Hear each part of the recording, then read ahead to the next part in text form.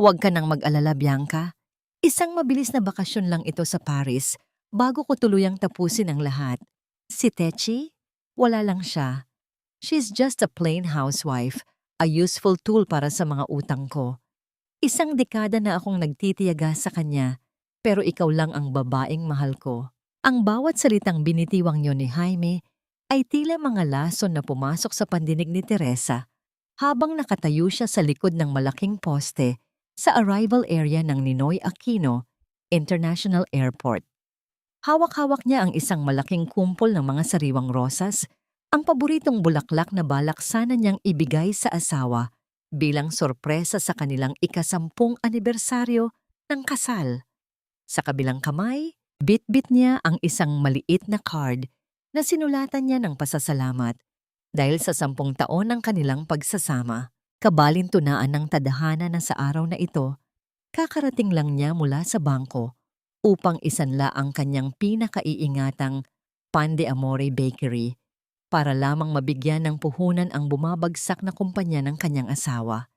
Isinakripisyo niya ang lahat, ang pawis at dugo ng kanyang pamilya, para lamang sa lalaking na ngayon ay nakikitang niyang may kayakap na ibang babae sa gitna ng karamihan. Dahan-dahang lumuwag ang pagkakahawak ni Techi sa kumpol ng mga bulaklak. Ang mga rosas na kanina lamang ay simbolo ng kanyang walang hanggang pag-ibig ay isa-isang nahulog sa malamig at maruming sahig ng paliparan. Walang ingay ang pagbagsak ng mga talulot, ngunit sa loob ng dibdib ni Techi, bawat isa sa mga yon ay tila isang dambuhalang bigat na dumudurog sa kanyang puso. Naramdaman niya ang panunuyo ng kanyang lalamunan. Ang hangin sa paligid ay tila naging bubog na sumasugat sa kanyang bawat paghinga. Nanigas ang kanyang mga paa, tila nawalan ng kakayahang kumilos habang pinapanood ang kanyang asawa na maingat na inaalalayan si Bianca Serrano, ang tanyag na sosyalistang anak ng isang dating kaaway ng kanyang ama, patungo sa isang naghihintay na marangyang sasakyan. Sa gitna ng kanyang pagkagunaw, narinig niya ang isang pamilyar na tinig mula sa likuran. Anak? Techi? Iyon ang boses ng kanyang ama, si Don Alejandro. Kasama ang kanyang ina na si Celestina, kakarating lamang nila mula sa Amerika para sa kanilang gamutan. Ang saya sa mga mata ng matandang dating hukom ay dahan-dahang napalitan ng matinding habag at galit nang masundan nito ang tinitingnan ng kanyang anak. Nakita ni Don Alejandro ang kanyang manugang si Jaime na masayang isinasakay ang ibang babae sa kotse, ang parehong kotseng binili gamit ang pera ng kanyang anak. Hindi sumigaw si Techi, hindi siya nagmura. Ang kanyang katawan ay nanginginig sa isang tahimik na baha ng pait. Ang bawat tibok ng kanyang puso ay tila isang paalala ng bawat sakripisyong ginawa niya para sa isang kasinungalingan. Sa gitna ng ingay ng mga tao at busina ng mga sasakyan, ang tanging naririnig lamang niya ay ang sarili niyang hininga na tila isang huling hiling ng isang taong nalulunod. Tumingin si Techi sa kanyang ama.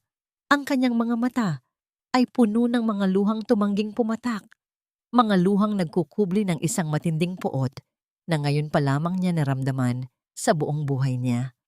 Ang 10 taon ng katapatan, ang mga gabi ng paghihintay, at ang bawat sentimong pinaghirapan niya ay naging abo sa isang saglit. Habang pinapanood niya ang sasakyan ni Jaime na unti-unting naglalaho sa daloy ng trapiko, isang tanong ang paulit-ulit na bumabalot sa kanyang isipan, tila isang sumpa na hindi niya matakasan. Hanggang kailan ko ba dapat pagbayaran ng isang pag-ibig na ako lang pala ang nakadama? At sa sandaling maubos na ang lahat sa akin, may matitira pa ba para sa aking pagbangon? Ang bawat hakbang ng mga takong ni Doña Imelda sa makintab na marmol na sahig ng sala ay tila mga pako na ibinabaon sa katahimikan ng malaking mansyon. Habang si Teresa ay nakatayo sa pintuan, basang-basa ng pawis at luha, ang kanyang biyanan ay prenteng nakaupo sa kanyang paboritong silyang gawa sa pelus. Hawak ang isang mamahaling tasa ng tsaa na tila walang anumang gulo sa labas ng kanilang tahanan. Sana hindi ka nalang pumunta sa airport, Techie. You're making things complicated for everyone. Ang malamig na bungad ni Doña Imelda, hindi man lang tiningnan ang namumutlang mukha ng kanyang manugang. Napatigil si Techie. Ang bawat salita ng matanda ay tila isang sampal na mas masakit pa kaysa sa nakita niya sa paliparan. Complicated? Nay, nakita ko si Jaime. May kasama siyang ibang babae sa araw ng anibersaryo namin, Nay.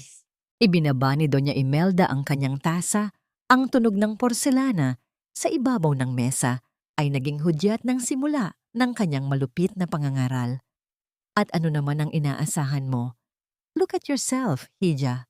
Mula nang mapunta ka rito, wala ka nang inisip kundi ang pan de amore mo. You smell like flour and sweat all day. Jaime is a Valderrama. He is a man of status. Natural lang na maghanap siya ng excitement kung ang asawa niya ay tuyot at walang alam, kundi ang pagmamasa ng tinapay. Ang laso ng gaslighting ay unti-unting pumasok sa sistema ni Techie. Sa loob ng 10 taon, ito ang palaging naririnig niya, na siya ang may kulang, na siya ang dapat magpasalamat dahil tinanggap siya ng pamilyang ito. Huwag mong kakalimutan ang utang na loob mo sa amin, Techie. Pagpapatuloy ni Doña Imelda habang dahan-dahang tumatayo at lumalapit sa kanya. Isang hamak na panadera ka lang na kinuha namin sa lansangan at binigyan ng pangalan. Huwag mong dungisan ang dangal ng mga Valderrama dahil lang sa ganyang selos. Isipin mo ang mga bata. Isipin mo ang sasabihin ng mga tao. Dumaan ang paningin ni Techie sa isang malaking portrait ng pamilya na nakasabit sa dingding. Doon, nakita niya ang kanyang sarili sa pinakagilid. Tila isang anino lamang sa likod ni na Jaime at Doña Imelda. Nakita niya ang isang maliit na bahid ng dumi sa gilid ng frame.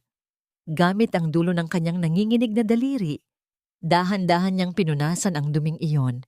Isang simbolikong kilos ng kanyang pagnanais na linisin ang sariling buhay mula sa putik na ibinabato sa kanya.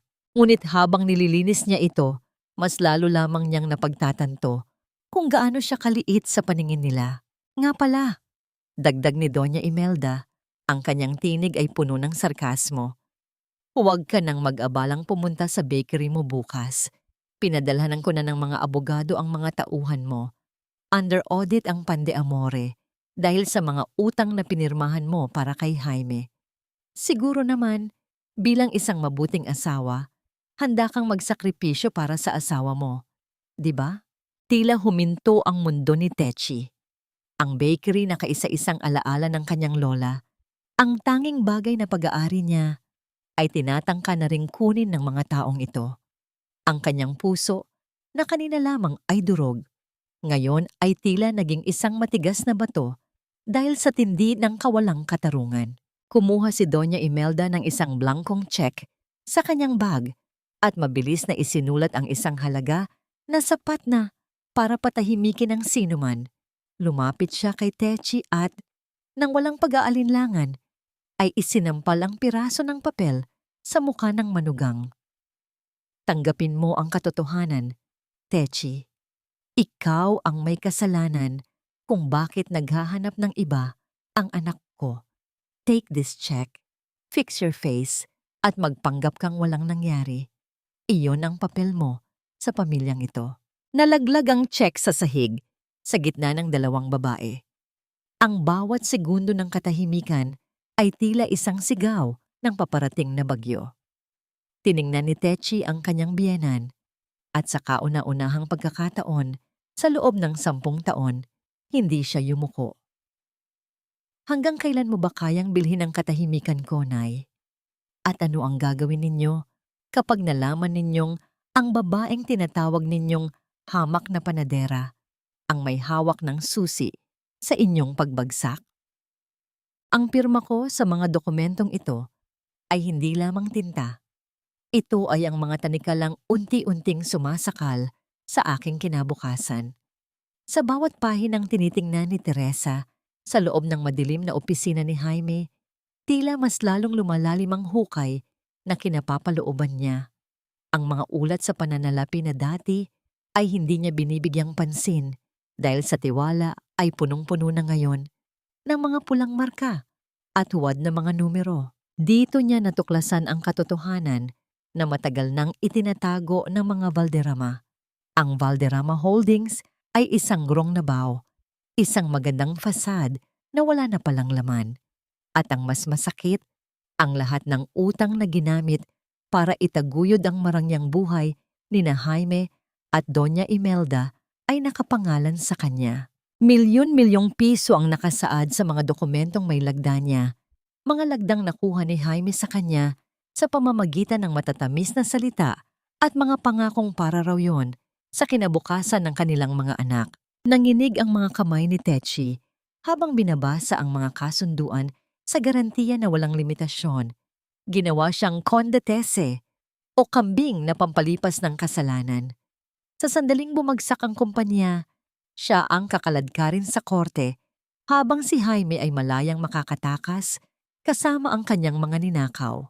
Biglang napatitig si Teki sa pintuan nang marinig niya ang papalapit na mga tinig. Mabilis siyang nagtago sa likod ng makapal na kortina sa balkonahe. Pumasok si Jaime, may kausap sa telepono, at ang kanyang boses ay puno ng kumpiyansa at kawalang hiyaan. "Don't worry, Bianca babe. I have everything under control. Nakapirma na ang tangang asawa ko sa lahat ng kailangang papel. In a few months, Pande Amore will be legally yours under a different name. Hahayaan ko siyang malunod sa utang habang tayo ay nagpapakasaya sa abroad. She's just a placeholder, Bianca. Isang tau-tauhan na madaling itapon kapag tapos na ang silbi." Ang bawat halakhak ni Jaime ay tila mga patalim na sumasaksak sa likod ni Techi. Ang lalaking pinag-alayan niya ng 10 taon ng kanyang buhay ay itinuturing lang pala siyang isang kagamitan na pwedeng palitan. Nang makaalis si Jaime, lumabas si Techi mula sa kanyang pagkakapagtago. Ang kanyang mga mata ay naniningkit sa tindi ng sakit at puot. Ngunit bago pa siya makahinga ng malalim, narinig niya ang marahang pagkatok sa pinto ng service entrance. Pagbukas niya, tumambad sa kanya ang basang-basa at hingal na si Aling Rosa, ang matandang punong panadero na itinuring na niyang pangalawang ina. "Techi, hija, sarado na ang main branch. May mga lalaking dumating. Selyado na ang mga pinto. Sabi nila, wala na raw tayong karapatan doon." Umiiyak na balita ni Aling Rosa. Dahan-dahang hinawakan ni Aling Rosa ang mga nanginginig na kamay ni Techi. Sa kabila ng ulan, ang amoy ng sariwang harina at lebadura na laging dala ng matanda ay tila isang mainit na yakap sa gitna ng nagyayelong mundo ni Techi. Ang pamilyar na amoy na ito ang nagpaalala sa kanya kung sino siya bago siya naging isang Valderrama. Isa siyang tagagawa ng tinapay, isang babaeng marunong bumangon mula sa init ng pugon. "Huwag kang bibitiw, anak. Dito sa mga kamay na ito nagsimula ang lahat. At dito rin tayo muling magsisimula." Bulong ni Aling Rosa habang mahigpit na pinipiga ang mga kamay ni Techi. Ngunit ang katahimikan ng gabi ay biglang nabasag. Narinig ni Techi ang mabibigat at tila nagmamadaling mga hakbang ni Jaime na pabalik sa opisina. Ang tunog ng kanyang mga sapatos sa sahig na kahoy ay tila isang babala ng paparating na panganib. Mabilis na itinago ni Techi ang mga dokumento sa ilalim ng kanyang blusa, ngunit huli na ang lahat para makalabas ng silid. Bumukas ang pinto at tumambad ang madilim na anyo ni Jaime. Ang kanyang mga mata, na dati ay puno ng mapanlinlang na lambing, ay puno na ngayon ng hinala at panganib habang tinitingnan ang kanyang asawang nakatayo sa gitna ng kanyang opisina. "Anong ginagawa mo rito, Techi? At bakit kasama mo ang matandang yan?" Ang malamig na tanong ni Jaime habang dahan-dahan niyang isinasara ang pinto sa likuran niya. Ang bawat kalansing ng kubyertos sa gitna ng hapagkainan ay tila isang mabigat na kampana na nagbabadya ng kamatayan ng isang pagsasama. Sa kabila ng marangyang pagkaing nakahanda, tila lason ang bawat subong pilit na nilulunok ni Teresa. Sa kanyang harapan, si Jaime ay abala sa kanyang telepono. Nagpapanggap na isang matagumpay na negosyanteng pasan ang daigdig. Habang si Doña Imelda ay nakamasid sa bawat galaw ni Techi na parang isang lawin na naghihintay ng pagkakamali. Jaime! Ang marahang panimula ni Techi. Ang kanyang tinig ay nanginginig sa pagitan ng takot at pag-asa. Ika-10 anibersaryo natin ngayon.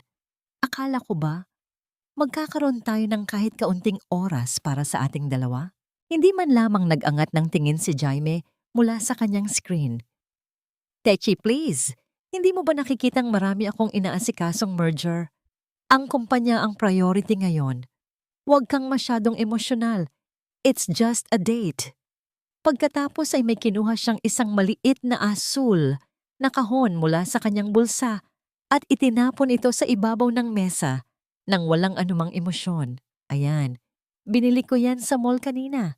Anniversary gift mo. Dahan-dahang binuksan ni Techi ang kahon. Isang simpleng kwintas na gawa sa mumurahing materyales. Isang bagay na halatang binili ng mabilisan sa isang department store, malayo sa mga mamahaling alahas na nakikita niyang ibinibigay ni Jaime kay Bianca. Ang bawat kumikinang na bato sa kwintas na yon ay tila nangungutya sa 10 taon ng kanyang katapatan. Papa, bakit wala ka po sa airport kanina nung sinundo namin sina Lolo at Lola? Ang tanong ng kanyang panganay na anak na si Miggy, ang mga mata ay puno ng inosenteng pagtataka. Napatigil ang lahat. Naramdaman ni Techi ang panunuyo ng kanyang lalamunan.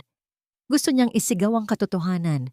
Gusto niyang sabihin ang kanilang ama ay abala sa pagyakap sa ibang babae. Ngunit ang nakita niyang takot at pag-asa sa mga mata ng kanyang mga anak ang pumigil sa kanya. Miggy, your papa was very busy in a meeting, baby. Para sa future ninyo yan. Ang pilit na pagsisinungaling ni Techi habang pilit na pinipigilan ang pagpatak ng kanyang mga luha. Ang bawat salitang iyon ay tila isang sugat na bumubukas sa kanyang kalooban. Ngumisi si Doña Imelda, isang ngising puno ng pangmamaliit. Dapat lang na maintindihan ng mga bata ang hirap ng kanilang ama. Hindi gaya ng kinalakihan mo, Techi, na puro pagtitinda lang ng tinapay ang alam. I don't want my grandkids to grow up with a street vendor's mentality.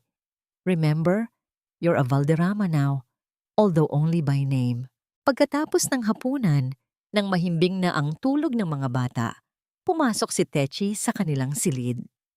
Ang bawat hinga ng kanyang mga anak ay tila isang awit ng kapayapaan sa gitna ng kanyang magulong mundo. Yumuko siya at isa-isang hinalikan ang kanilang mga noo. Ang amoy ng kanilang pagkabata.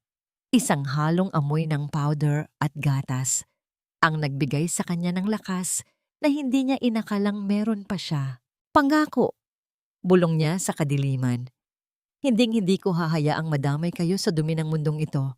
Babawiin ko ang lahat. Nabalik lamang ang kanyang diwa nang marinig niya ang pagbukas ng pinto ng banyo. Lumabas si Jaime, hubad ang pangitaas at tila pagod na pagod. Lumapit siya sa aparador upang isabit ang kanyang vest na ginamit sa buong araw. Sa hindi sinasadyang pagkakataon, nahulog ang vest sa sahig malapit sa paanan ni Techi. Habang pinupulot ni Techi ang damit, isang bagay ang kumuha ng kanyang atensyon. Mula sa bulsa ng vest, lumabas ang isang maliit na ginintuang lalagyan, isang lipstick. At sa puting tela ng panloob na bahagi ng vest, may isang matingkad na pulang marka, isang bakas ng halik na hindi kailanman magiging kanya. Napatitig si Techi sa pulang markang iyon. Tila ito isang sariwang sugat na humihiwa sa kanyang huling hibla ng pagtitimpi. Dahan-dahan niyang iniangat ang lipstick at tiningnan ng kanyang asawa na ngayon ay nakatayo na sa kanyang harapan. Gulat at unti-unting nangingit-ngit sa galit. Ano ito, Jaime? Ang tanong ni Techi.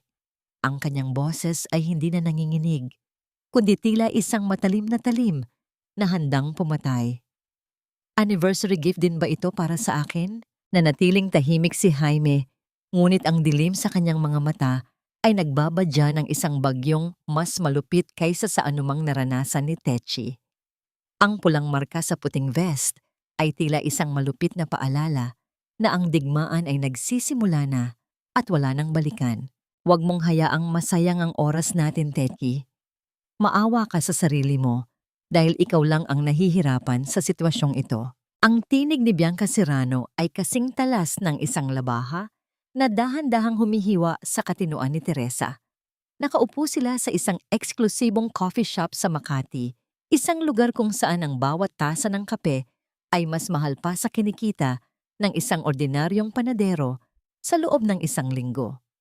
Si Bianca ay mukhang isang reyna sa kanyang suot na mamahaling seda, habang si Techi ay nananatiling simple, dala ang amoy ng banilya na tila nananatili sa kanyang balat mula sa huling pagbisita niya sa bakery. Tiningnan ni Techi ang suot na brilyanteng kwintas ni Bianca. Kumikinang ito sa ilalim ng mga luntiang ilaw ng kafe, tila nangungutya. Naalala ni Techi ang mga dokumentong nakita niya sa opisina ni Jaime. Ang petsa ng pagbili ng kwintas na yon ay tumatama sa araw na nilagdaan niya ang utang para sa expansion daw ng kanilang negosyo. Ang perang dapat ay pambayad sa mga supplier ng harina ay naging palamuti sa leeg ng babaeng nasa harap niya. Alam mo bang sa bawat gabi na sinasabi ni Jaime na may board meeting siya, sa akin siya umuuwi? Pagpapatuloy ni Bianca, ang kanyang mga kuko na may matingkad na pulang pintura ay dahan-dahang pinaglalaruan ang gilid ng kanyang tasa. Binilhan niya ako ng kondo sa Rockwell. Gamit ang pera mo, Techi. Hindi ba nakakatawa? Ang pawis mo? Ako ang nagpapakasasa. Naramdaman ni Techi ang paninigas ng kanyang mga kalamnan. Ang kanyang puso ay tila isang ibon na pilit kumakawala sa kanyang dibdib. Ngunit ang kanyang mukha ay nanatiling parang isang kalmadong lawa. Walang luhang pumatak, walang sigaw na lumabas. Ang tanging maririnig lamang ay ang mahinang pag-ikot ng aircon at ang bulungan ng ibang mga elitistang customers sa paligid. Dahan-dahang iniabot ni Techi ang baso ng malamig na tubig na nasa kanyang harapan. Inilapit niya ito kay Bianca. Ang kanyang mga kamay ay hindi nanginginig. Isang bagay na tila ikinagulat ng huli. Uminom ka muna, Bianca. Baka mapaso ka sa sarili mong apoy. Ang mahinahong sagot ni Techi. Ang kanyang mga mata, na dati ay puno ng kabutihan, ay tila naging mga salamin na nagpapakita ng tunay na kapangitan ng kaluluwa ni Bianca. Masyado kang maraming sinasabi para sa isang taong nabubuhay lamang sa mga tira-tira ng asawa ko. Saglit na nawala ang nangisi sa mukha ni Bianca. Napalitan ito ng isang madilim na anyo. Tira-tira? Tingnan natin kung sino ang maiiwang walang-wala. Techi. Don't you know who I am? My father was a victim of your father's justice. Binubura lang namin ang utang ng nakaraan. Napatitig si Techi. Isang pangalan ang biglang pumasok sa kanyang isipan mula sa mga lumang kwento ng kanyang amang si Don Alejandro. Isang kaso ng lalong malaking korupsyon na kinasangkutan ng isang Serrano. Ang paghihiganti ay hindi lamang pala tungkol sa laman, kundi tungkol sa isang malalim na ugat ng galit na hindi niya inaasahan. Ngunit bago pa makapagtanong si Techi, kumuha si Bianca ng isang kulay asul na folder mula sa kanyang Hermes bag. Inilapag niya ito sa mesa at dahan-dahang itinulak patungo kay Techi. Pirirmahan mo na ito, Techi. Isang deed of assignment para sa Pan de Amore. Don't worry, may pirma mo na yan.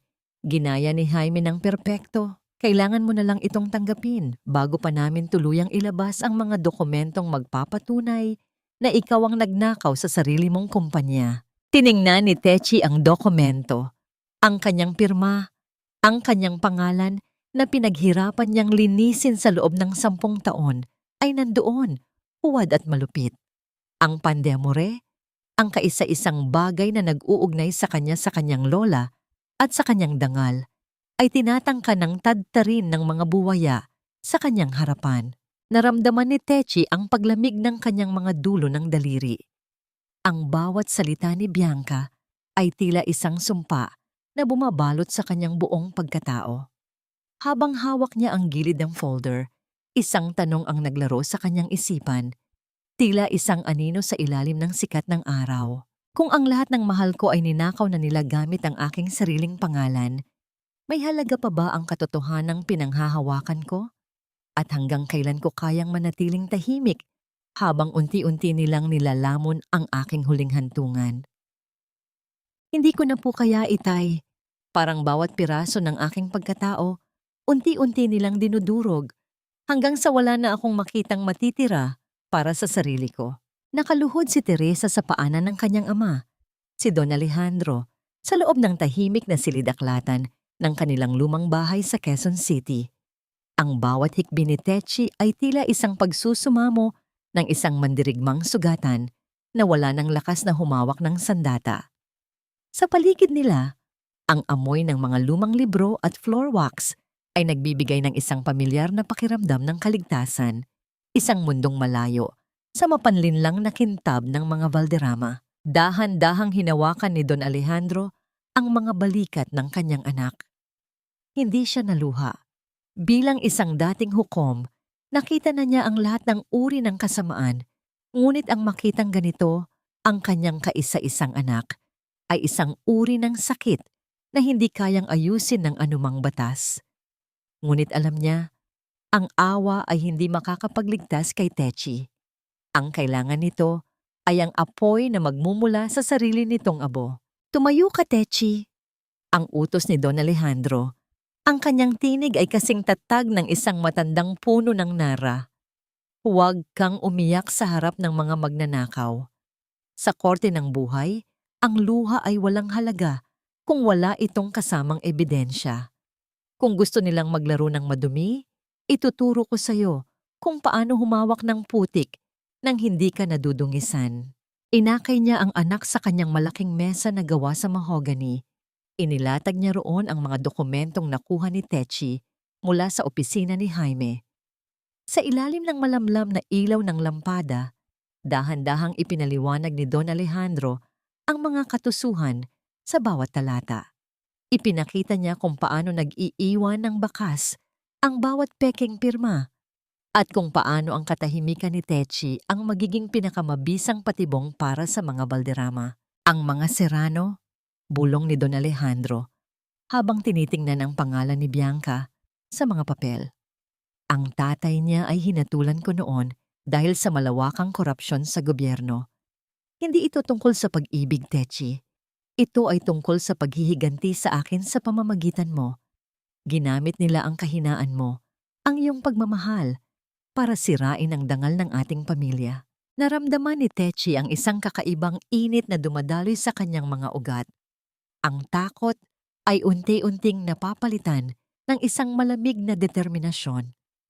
Tiningnan niya ang kanyang ama, ang lalaking nagturo sa kanya ng kahulugan ng katapatan, at sa sandaling iyon, napagtanto niya na hindi siya nag-iisa. Kumuha si Don Alejandro ng isang lumang fountain pen mula sa kanyang drawer. Ito ay mabigat, gawa sa ginto at itim na resin. Ang panulat na ginamit niya sa paglalagda ng mga pinakamahalagang hatol sa kanyang karera bilang hukom. Inilagay niya ito sa palad ni Techi at dahan-dahang itinikom ang mga daliri ng kanyang anak sa paligid nito. Ang panulat na ito ay nagsasabi ng katotohanan, anak. Gamitin mo ito. Huwag mong hayaang makuha nila ang pande-amore. Iyan ang kaluluwa ng iyong lola. Iyan ang iyong dangal. Nabalik ang lakas sa mga mata ni Techi habang hinahawakan ang malamig na metal ng panulat. Ang init ng palad ng kanyang ama ay tila isang basbas na nagbigay sa kanya ng bagong buhay. Alam niyang hindi magiging madali ang laban. Kailangan niyang bumalik sa impyerno ng mga Valderrama. Kailangan niyang matulog kasama ang kaaway. At kailangan niyang magsuot ng maskara ng isang masunuring asawa habang dahan-dahan niyang hinihigpitan ng lubid sa leeg ng mga ito. Nang tumayo si Techi para magpaalam, ang kanyang bawat hakbang ay wala na ang bigat ng kawalan ng pag-asa. Sa halip, mayroon na itong ritmo ng isang paparating na hustisya. Babalik ako sa kanila, Itay. Ang sabi ni Techi, ang kanyang tinig ay kasing talim ng isang bagong hasang kutsilyo. Pero hindi na bilang ang asawang tanga na kilala nila.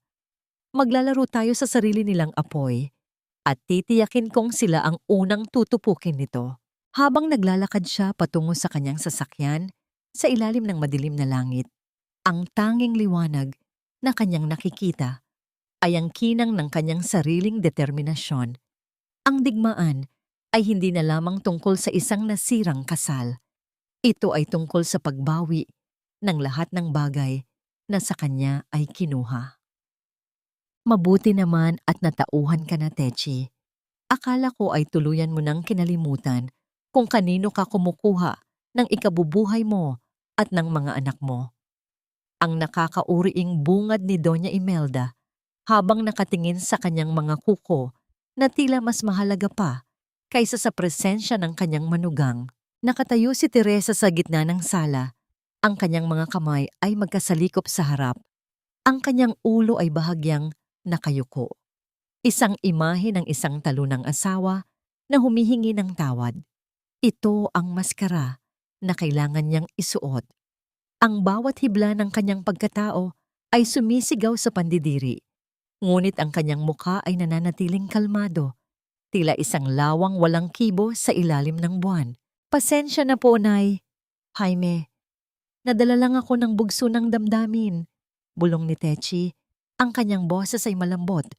Ngunit may sapat na pait na itinago niya sa pinakailalim ng kanyang dila. Tama po kayo. Ang pamilya ang pinakaimportante. Gagawin ko ang lahat para maayos tayo. Lumapit si Jaime sa kanya. Ang kanyang mukha ay may bakas ng tagumpay. Inakbayan niya si Techi, isang kilos na dati ay nagpapatibok ng puso ng babae sa tuwa.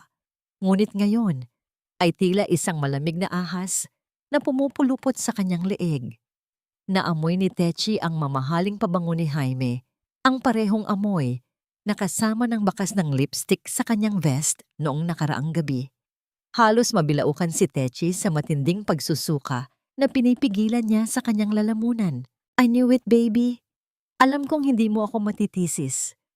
Ang malambing na bulong ni Jaime, isang huwad na lambing na tila isang pelikula na napanood na ni Techi ng paulit-ulit. Para sa atin din naman ang lahat ng ginagawa ko.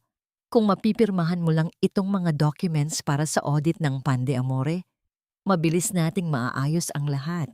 We can start over. Siguro pwedeng mag-second honeymoon tayo sa Paris, gaya ng pangarap mo.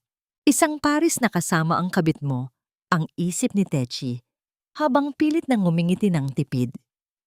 Dahan-dahan niyang kinuha ang mga papel na inilapag ni Jaime sa mesa. Alam niya ang mga papel na ito. Ito ang mga moinyu na inihanda ni Don Alejandro. Mga dokumentong tila importante, ngunit wala namang legal na epekto sa pagmamay-ari ng bakery. Sa bawat pagpirma niya, nararamdaman ni Techi ang kumpiyansa ni Jaime na unti-unting lumalaki.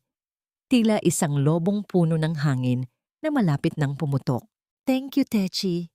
You won't regret this, sabi ni Jaime sabay halik sa kanyang noo. Ang labi ng kanyang asawa ay tila yelo na dumampi sa kanyang balat. Nang gabing iyon, habang nagpapanggap na natutulog, narinig ni Techi ang mahinang pag-vibrate ng telepono ni Jaime sa ibabaw ng nightstand. Dahan-dahang bumangon ang kanyang asawa at lumabas patungo sa balkonahe. Hindi na nag-atubili si Techi. Kinuha niya ang kanyang sariling telepono at dahan-dahang sumunod, nagtatago sa dilim ng kurtina. Yes, babe! Nakuha ko na ang mga pirma. Ang bulong ni Jaime sa kabilang linya, ang kanyang boses ay puno ng katuwaan. Wala na. Tiklop na ang asawa ko. Napakadali niyang paikutin. After the stockholders meeting next week, wala na tayong kailangang ipag-alala. We'll take the money and leave her with nothing but the debts. Mag-impake ka na, Bianca. Malapit na tayong maging malaya. Naramdaman ni Techi ang panginginig ng kanyang mga daliri habang pinipindot ang record button sa kanyang telepono. Ang bawat salita ng pagtatraidor ni Jaime ay nakatala na ngayon bilang ebidensya.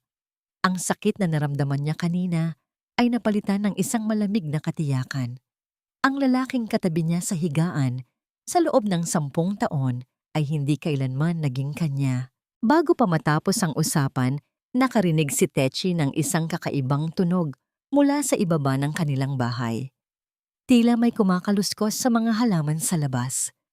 Naalala niya ang sinabi ni Aling Rosa tungkol sa mga taong umaali-aligid sa bakery. May mas malalim pa palang nangyayari sa paligid niya na hindi niya namamalayan. Bumalik si Jaime sa loob ng silid at mabilis na nagtulog-tulugan si Techi. Naramdaman niya ang paglubog ng kutsyon habang humihiga muli ang kanyang asawa sa tabi niya. Sa gitna ng katahimikan ng gabi, isang nakakabinging katanungan ang pumasok sa isipan ni Techi habang nakikinig sa mahimbing na paghinga ng kanyang kaaway.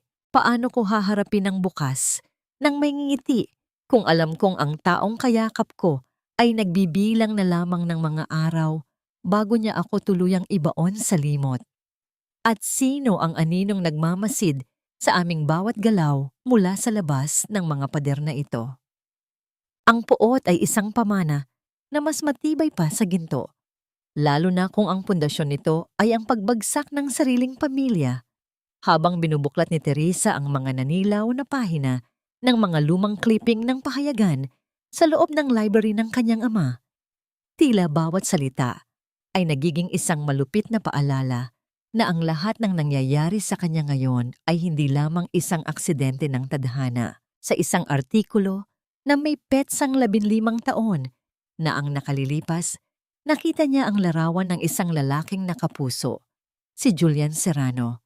Siya ang ama ni Bianca, at sa tabi ng larawan, naroon ang matigas na mukha ng kanyang sariling ama, si Don Alejandro, na nooy nagbabasa ng hatol na nagpadala kay Julian sa bilangguan dahil sa malawakang pandaraya sa mga pampublikong pondo. Naramdaman ni Techi ang panlalamig ng kanyang mga kamay. Ang bawat haplos niya sa papel ay tila nagpaparamdam sa kanya ng bigat ng nakaraan. Ang akala niyang pag-iibigan ni na Jaime at Bianca ay isa palang serye ng mga kalkuladong hakbang upang wasakin ang lahat ng mahalaga sa kanya. Hindi lamang asawa ang ninakaw sa kanya, kundi pati ang katahimikan ng kanyang ama. Upang mas mapagtibay ang kanyang mga hinala, lihim na nakipagkita si Techi kay Mang Nestor, isang dating accountant ng Valderrama Holdings na tinanggal sa trabaho ni Jaime nang walang sapat na dahilan. Sa isang maliit at madilim na karinderya sa kanto ng isang tahimik na kalye, iniabot ni Mang Nestor ang isang flash drive na puno ng mga lihim na dokumento. Ma'am Techi, pasensya na po at ngayon ko lang ito naibigay. Bulong ni Mang Nestor. Ang kanyang mga mata ay balisa at laging tumitingin sa paligid. Nakita ko po ang mga transfer ng pera. Hindi lang po ito basta utang. Si Sir Jaime, dahan-dahan niyang inililipat ang mga asset ng kumpanya at pati na rin ang mga pondo mula sa Pande Amore patungo sa mga shell companies sa labas ng bansa. Ang pangalan ng main account? Serrano Global Holdings. Si Bianca Serrano ang tunay na nakikinabang sa bawat sentimong pinaghihirapan ninyo. Ang bawat impormasyong lumalabas sa bibig ni Mang Nestor ay tila mga dagok na nagpapaguho sa huling pundasyon ng pagkatao ni Techi. Ang kanyang asawa ay hindi lamang naging taksil, naging kasabwat ito sa isang planong ubusin ang kanyang dangal at kayamanan para sa isang babaeng ang tanging layunin ay ang paghihiganti. Nabalik lamang ang kanyang ulirat nang mag-vibrate ang kanyang telepono. Isang mensahe mula sa isang hindi kilalang numero. Pagbukas niya, isang video ang tumambad sa kanya. Doon, sa loob ng kanyang sariling kwarto, sa kama kung saan siya natutulog gabi-gabi, nakita niya sina Jaime at Bianca. Nagtatawanan sila habang hinahawakan ni Bianca ang mga mamahaling pabango ni Techi na tila ba pag-aari na niya ang lahat ng iyon. See this, Jaime. Soon, even the air she breathes in this house will be mine. Ang sabi ni Bianca sa video, ang kanyang boses ay puno ng mapang-uyam na katuwaan bago niya hinalikan si Jaime sa harap ng kamera. Naramdaman ni Techi ang pagkaputol ng huling hibla ng kanyang pagtitimpi. Ang kanyang puso ay tila isang bulkang dahan-dahang kumukulo. Hindi na dahil sa sakit, kundi dahil sa isang matinding pagnanais para sa hustisya. Ang bawat halakhak ni na Jaime at Bianca sa video ay tila naging gasolina sa apoy na ngayon ay nagliliyab sa kanyang mga ugat. Habang nakatingin sa malayo, isang katanungan ang pilit na bumabalot sa kanyang isipan, tila isang aninong hindi siya tinatantanan sa gitna ng liwanag. Hanggang kailan ko kayang lunukin ang ganitong uri ng pambabastos bago ko tuluyang pakawalan ang bagsik na matagal ko nang ikunubli? At sa oras na magsimulang gumuho ang kanilang mundo, handa na ba silang harapin ang galit ng isang babaeng wala nang natitira, kundi ang kanyang dangal? Huwag mo nang patagalin pa ito, Techi. Pipirma ka lang at matatapos na ang lahat ng gulo mo. Huwag mong hintayin na ako pa ang mawala ng pasensya sa'yo. Ang boses ni Jaime ay kasing lamig ng aserong nakadiit sa balat ni Teresa habang inilalapag ng kanyang asawa ang mga dokumento sa ibabaw ng lamesa sa kusina. Sa mga sandaling iyon, kasalukuyang nagmamasa si Techi ng kwarta para sa huling batch ng tinapay na dadalhin sana niya sa mga bata sa ampunan, isang gawaing nakasanayan na niya tuwing Sabado. Ang amoy ng sariwang harina at pampaalsa na dati ay nagbibigay sa kanya ng kapayapaan ay tila naging amoy ng isang sunog na pangarap. Dahan-dahang itinigil ni Techi ang kanyang pagmasa. Ang kanyang mga kamay na puno ng puting harina ay nanginginig habang nakatingin sa mga papel na nagsasaad ng paglilipat ng pagmamay-ari ng Pan de Amore kay Bianca Serrano. Ito na ang huling hakbang ng kanilang kataksilan, ang tuluyang pag-agaw sa tanging yaman na natitira sa kanya. Isipin mo ang kinabukasan ng mga bata, Techi. Dagdag ni Doña Imelda na biglang sumulpot mula sa anino ng pasilyo.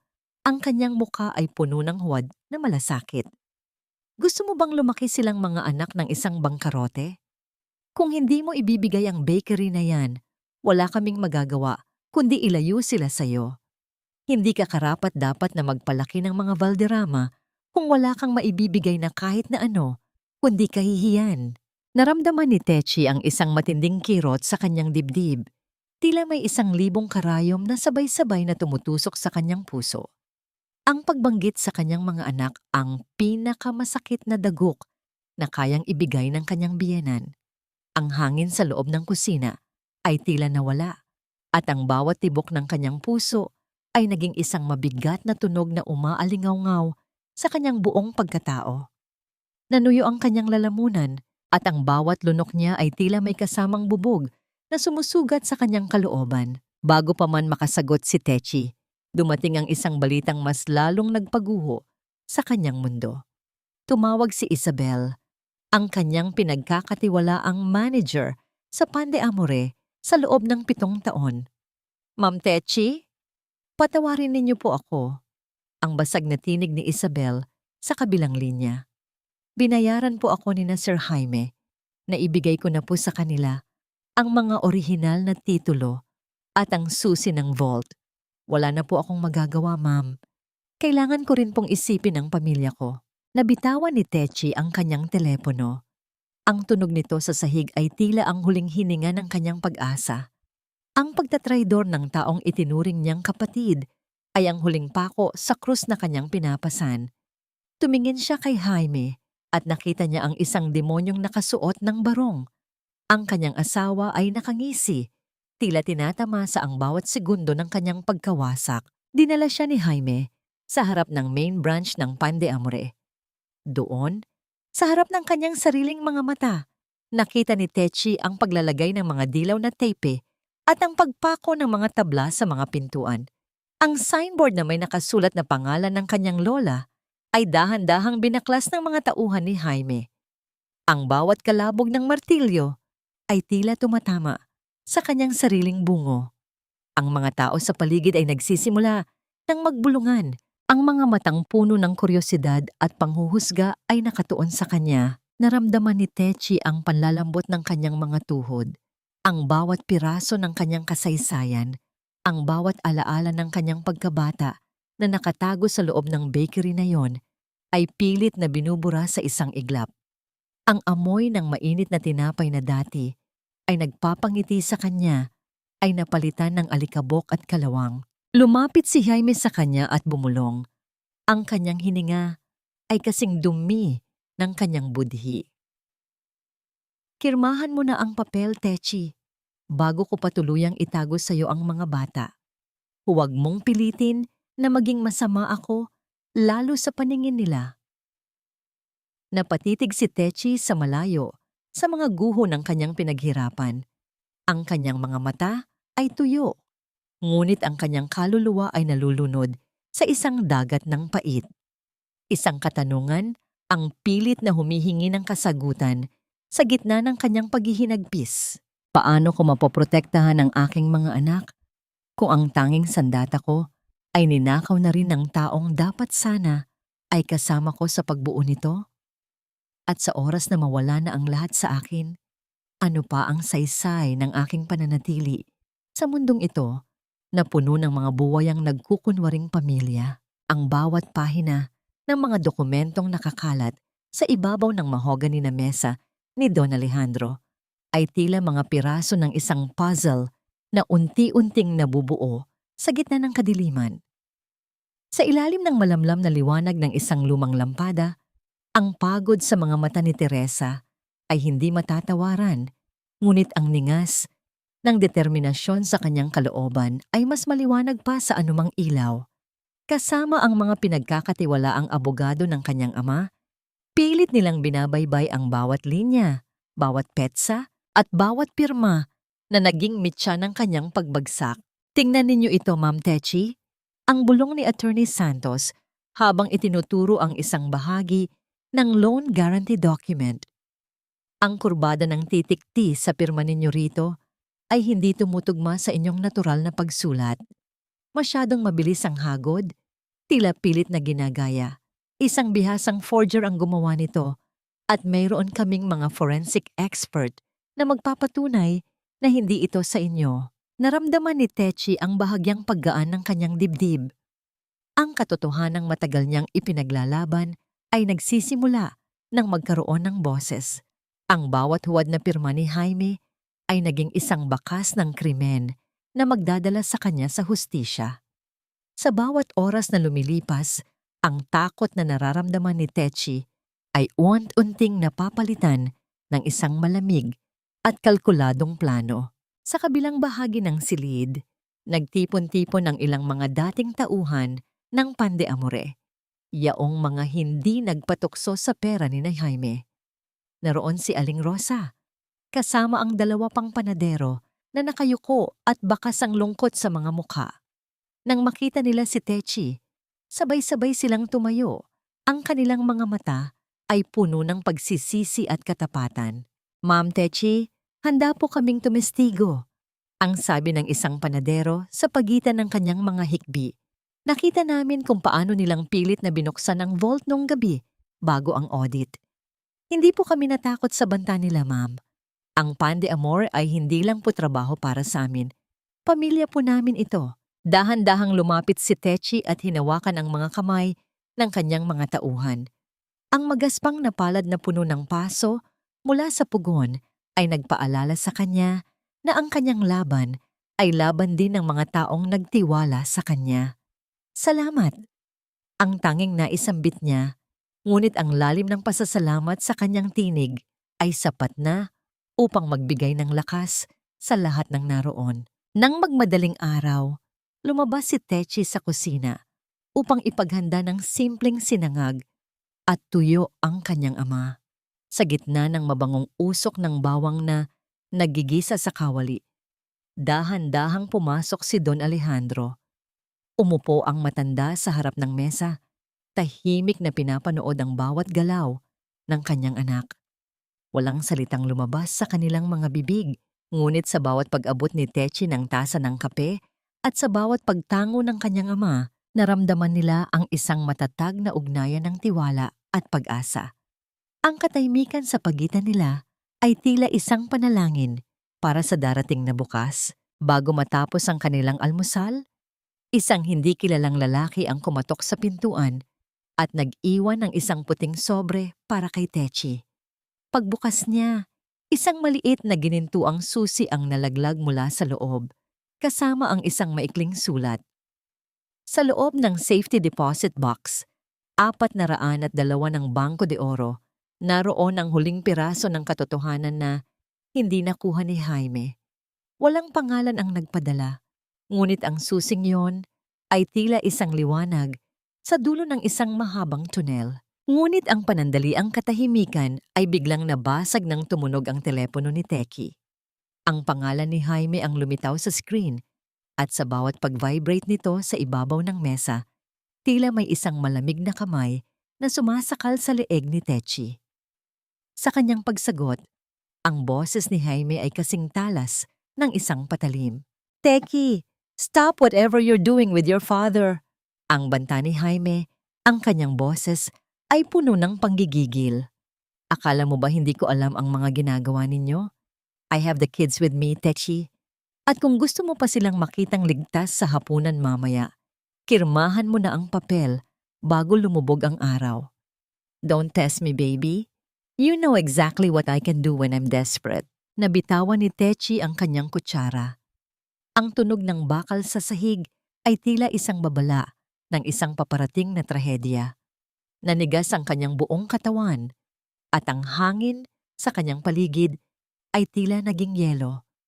Panginoon, hanggang kailan ko kailangang isakripisyo ang kaligtasan ng aking mga anak para sa katarungang matagal ko nang hinahanap? At sa oras na ang banta ni Jaime ay magkatotoo, kaya ko bang patawarin ang aking sarili sa bawat desisyong aking ginawa? Mabuti naman at naintindihan mo rin na sa huli, ang pamilya Valderrama ang palaging mananalo. Teki, this is for the best, baby, para sa atin at para sa mga bata. Ang tinig ni Jaime ay puno ng tamis na kasing lagkit ng lason habang inaalalayan niya si Teresa paupo sa kabisera ng kanilang mahabang mesa. Sa gitna ng hapagkainan, nakalatag ang mga pinakamarangyang pagkain. Mga putahing ang halaga ay sapat na sanang makapagpakain ng daan-daang pamilya. Ngunit para kay Techi, ang bawat amoy ng ulam ay tila singaw ng isang nabubulok na bangkay. Sa magkabilang gilid niya, nakaupo ang kanyang mga anak, sina Miggy at Sofia, na inosenteng kumakain at tila walang kamalay-malay na ang kanilang ina ay kasalukuyang nakikipag-agawan ng hininga sa gitna ng mga buwaya. Sa kabilang dulo ng mesa, si Doña Imelda ay prenteng nakaupo. Ang kanyang mga mata ay nagniningning sa katuwaan habang pinapanood ang bawat galaw ni Techi. Ang bawat kalansing ng pilak na kubyertos sa ibabaw ng mamahaling porselana ay tila isang mabagal na martsa patungo sa bitayan. Walang ingay ng pagkabasag, walang sigaw ng galit, kundi isang nakabibinging katahimikan na binalot ng mga plastik ng ngiti. Alam mo, Techi, hindi naman mahirap ang mabuhay ng marangya kung alam mo lang kung kailan dapat yumuko.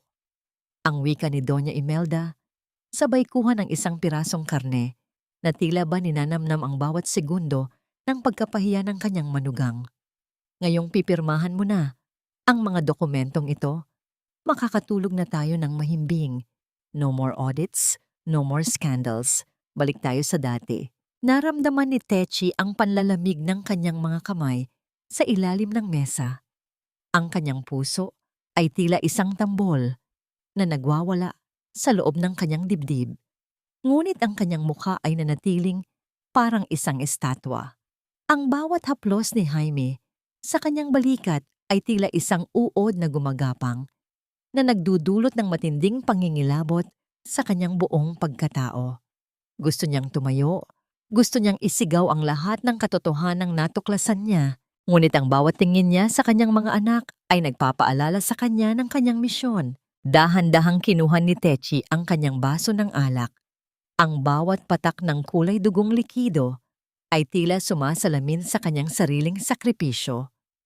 Tiningnan niya si Jaime at sa kauna-unahang pagkakataon, binigyan niya ito ng isang ngiti. Isang ngiting kasing talim ng isang punyal na nakatago sa dilim. Para sa bagong simula, Jaime, ang marahang sabi ni Techi. Ang kanyang boses ay hindi na nanginginig, kundi tila isang kalmadong dagat bago ang pagdating ng isang dambuhalang tsunami. Inilabas ni Jaime ang mga dokumento at isang gintong panulat. Ipinatong niya ito sa tabi ng plato ni Techi. Ang kanyang mga mata ay nakatitig sa bawat hibla ng papel na tila ba ito ang susi sa kanyang kalayaan. Habang hinahawakan ni Techi ang panulat, naramdaman niya ang bigat ng lahat ng kanyang mga tauhan sa pande-amore, ang bawat pawis ng kanyang ama, at ang bawat luhang ibinuhos niya sa nakalipas na 10 taon. Kalaunan, sa gitna ng kanilang pagkain, nakarinig sila ng isang malakas at sunod-sunod na tunog ng sirena mula sa labas ng kalsada. Biglang napatigil si Jaime, ang kanyang mukha ay nabahira ng bahagyang kaba.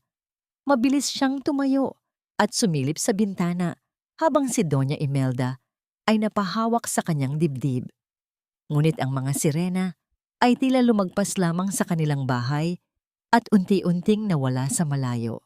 Cops, probably for some minor accident in the neighborhood, ang sabi ni Jaime habang dahan-dahang bumabalik sa kanyang upuan, bagaman bakas pa rin ang panginginig ng kanyang mga daliri. Muling tumingin si Techi sa kanyang asawa.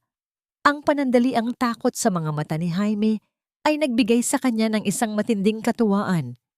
Alam ni Techi na ang tunay na bagyo ay hindi pa dumarating at ang mga sirenang narinig nila ay simula pa lamang ng isang malaking gulo na siya mismo ang nagtanim.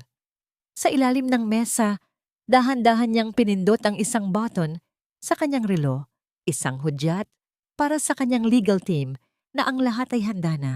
Habang tinitingnan ni Techi ang huling piraso ng tinapay sa kanyang plato, isang tanong ang paulit-ulit na umaalingaw-ngaw sa kanyang isipan, tila isang sumpa na walang takas. Hanggang kailan kaya mananatiling busog ang kanilang mga tiyan sa mga ninakaw na pangarap bago sila tuluyang mabilaukan sa sarili nilang kasakiman? At sa oras na magsimula ng gumuho ang mga pader ng mansyong ito, mayroon pa kayang matitira para sa mga inosenteng batang kasalukuyang nakangiti sa gitna ng kamandag? You're late for your own funeral, Teki. Akala ko ba ay mabilis kang maglakad kapag takot ka? Ang mapang-uyam na boses ni Bianca Serrano ay umalingaw-ngaw sa loob ng kanyang ultramodernong opisina sa Bonifacio Global City. Nakaupo siya sa likod ng isang malawak na mesang gawa sa itim na salamin, tila isang reynang naghihintay ng kanyang alipin. Ang bawat sulok ng silid ay naglalabas ng lamig, mula sa kulay abong mga pader hanggang sa amoy ng mamahaling leather at kemikal na pabango na tila sumasakal sa hanging nananatili sa loob.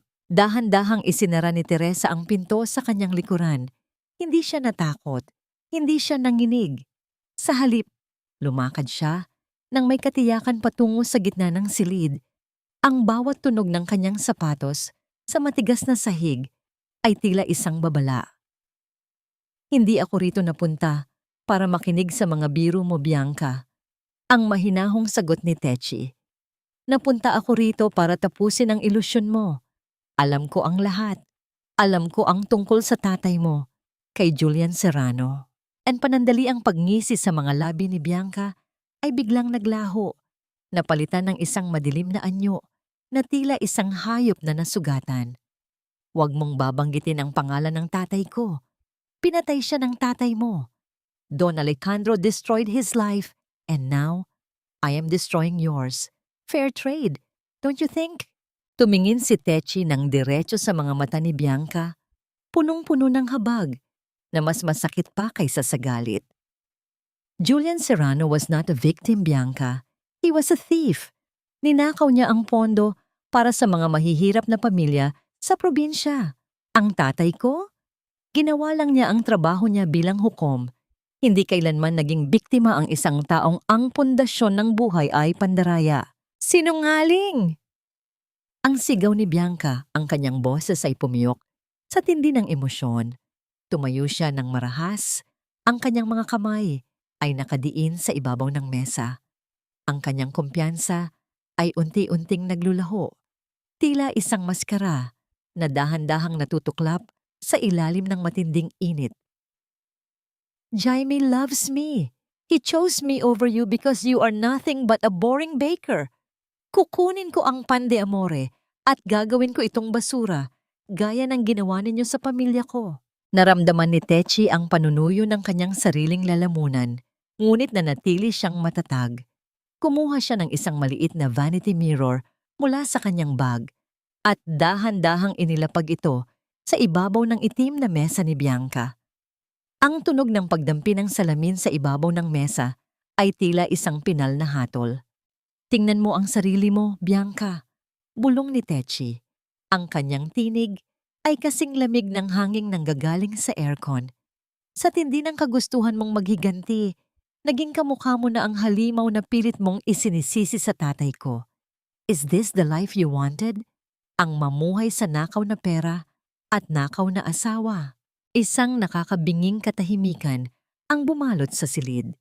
Ang bawat hinga ni Bianca ay naging mabilis at mabigat, tila isang taong nalulunod sa gitna ng tuyong lupa.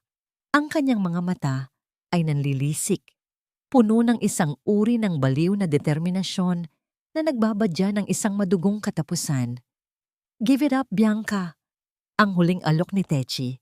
Makaalis ka pa bago buksan ang mga pinto ng impyerno sa stockholders meeting bukas. I'm giving you a chance to run. Ngunit ang tanging naging sagot ni Bianca ay isang malupit na halakhak. Dahan-dahan niyang binuksan ang drawer ng kanyang mesa. Ang tunog ng pagbukas ng kahoy na bahagi ng mesa ay tila isang babala ng kamatayan. Mula sa loob, inilabas niya ang isang makintab na itim na bagay, isang baril. Ang malamig na bakal nito ay kumikinang sa ilalim ng puting ilaw ng opisina habang itinututok niya ito ng diretso sa dibdib ni Techi. Naramdaman ni Techi ang paghinto ng kanyang puso sa loob ng isang saglit, ngunit ang kanyang mga mata ay hindi kumurap. Ang bawat hibla ng kanyang pagkatao ay handa na sa sandaling ito. Do it, Bianca, ang hamon ni Techi. Ang kanyang boses ay tila isang bulong mula sa kabilang buhay. Patunayan mo sa buong mundo na ikaw nga ang anak ng isang mamamatay tao.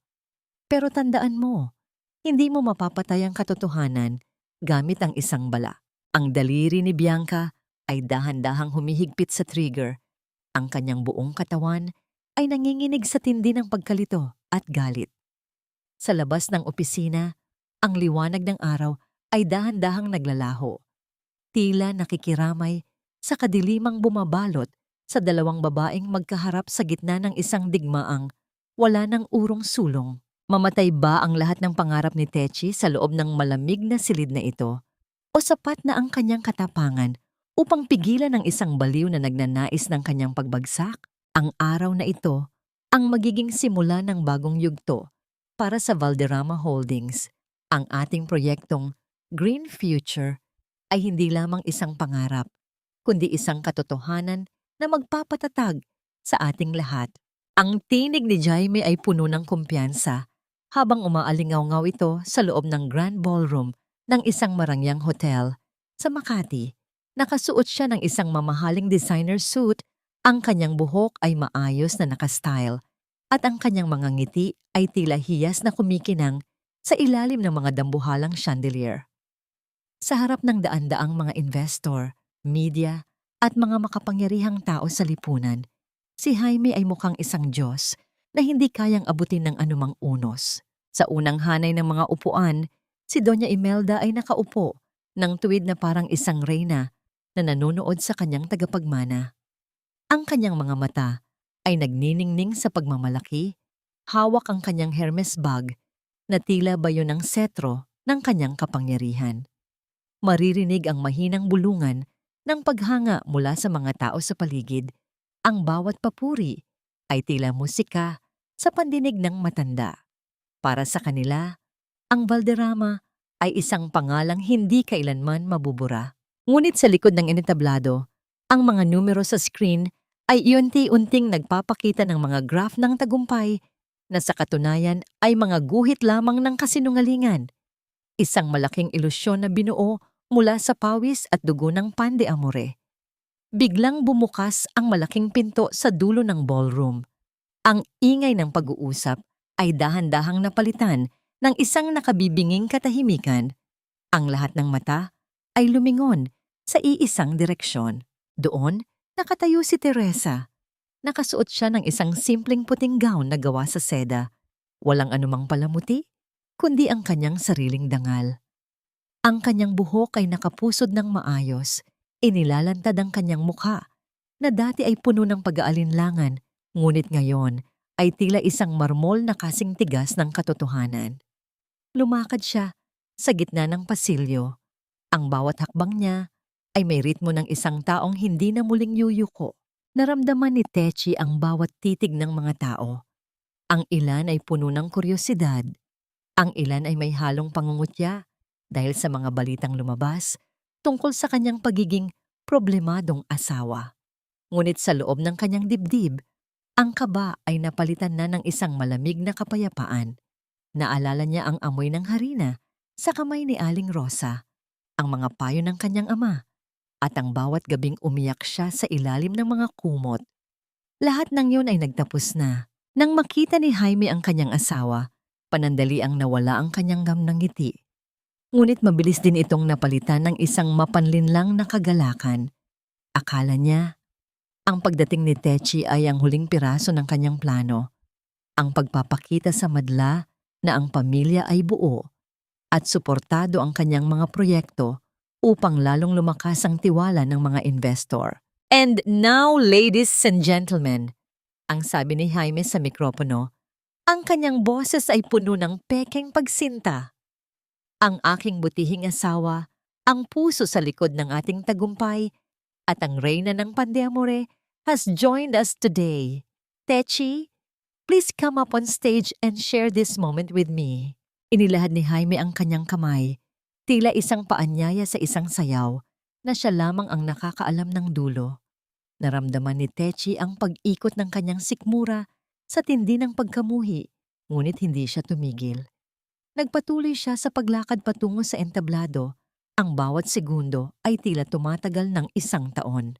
Sa isang sulok ng ballroom, nakita ni Techi ang kanyang amang si Don Alejandro na nakatayo malapit sa mga exit door, kasama ang isang grupo ng mga lalaking nakasuot ng barong at may hawak na mga folder.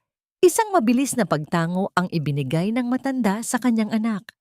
Iyon ang huling hudyat.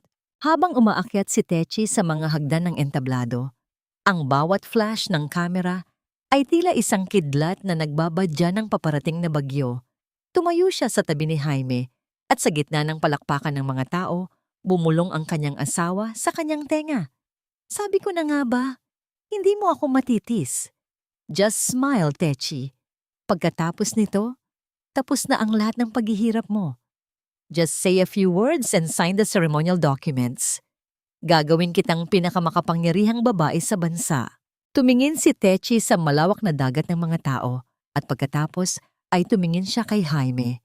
Sa kauna-unahang pagkatuon, nakita niya ang takot na nagkukubli sa likod ng mga mata ng kanyang asawa.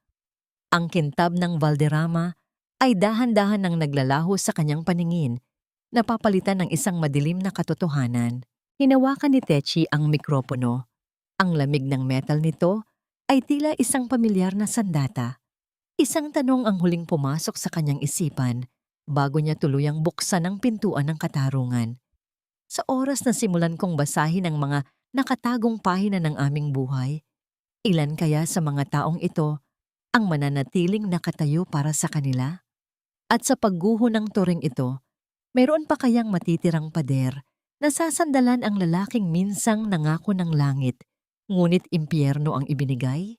Hindi ito ang talumpating inihanda mo para sa akin, Jaime, dahil ang katotohanan ay hindi kailanman nangangailangan ng script.